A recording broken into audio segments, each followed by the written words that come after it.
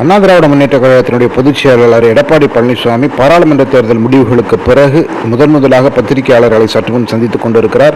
இந்த பேட்டியின் போது அவர் அதிமுக தோல்விக்கு காரணமாக குறிப்பிட்டது, அதிமுகவில் தன்னை தவிர பிரசாரம் செய்வதற்கு வேறு யாரும் இல்லை என்பதும், பாஜகவுக்கு மோடி போன்ற தலைவர்களும் எல்லாம் இருக்கிறார்கள், அவர்களெல்லாம் வந்து பிரசாரம் செய்தார்கள் என்று சொல்லியிருக்கிறார்.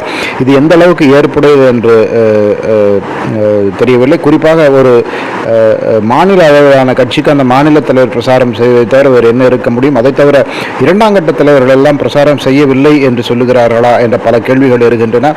அதிமுகவில் உறுதியாக வரும் நாட்களில் குழப்பம் அதிகரிக்கும் என்று தெளிவாக சொல்லலாம். அது மட்டுமல்லாமல் பாஜகவுடன் எனக்கு கூட்டணி என்ற பேச்சுக்கு இடமில்லை என்று மீண்டும் எடப்பாடி பழனிசாமி எடுத்து சொல்லியிருக்கிறார். பொறுத்திருந்து பார்க்க வேண்டும் 2026 அதிமுக எப்படி வெல்கிறது என்று அல்லது தோற்கிறது என்று.